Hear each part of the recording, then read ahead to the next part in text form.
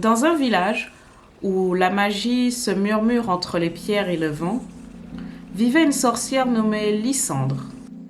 Elle était connue pour ses potions aux senteurs d'étoiles et ses enchantements qui faisaient danser les ombres.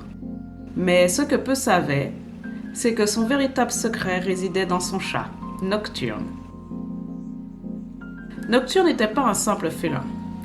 Ses yeux changeaient de couleur au gré des lunes et son pelage semblait absorber la lumière comme une encre vivante. Mais surtout, il avait un don unique, celui de se métamorphoser en objet.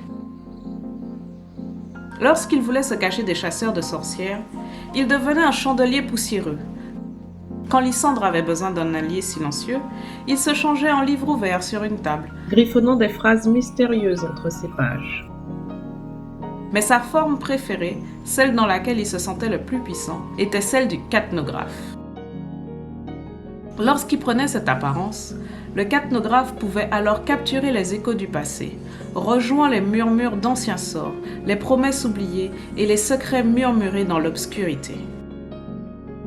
Lysandre l'utilisait pour écouter les esprits des lieux où elle se rendait, retraçant l'histoire d'objets et de personnes disparues.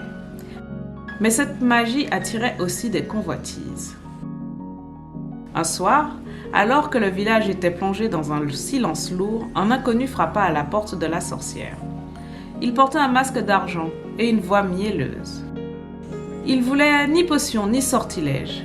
Il voulait écouter quelque chose. Il avait perdu la voix de son amour. Il ne lui restait plus que son dernier souffle. Lysandre hésita.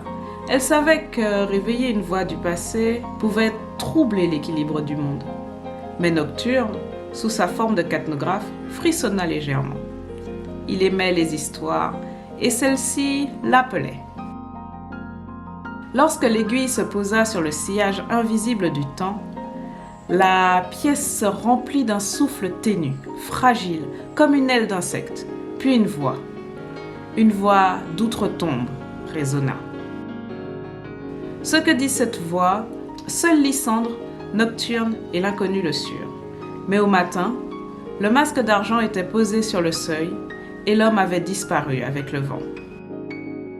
Nocturne reprit sa forme féline, s'étira et bondit sur le meuble. Son regard ambré brilla un instant. Il trouvait toujours que les mortels étaient des êtres curieux. Lysandre sourit. Elle savait que le cathnographe aurait encore bien des histoires à enregistrer.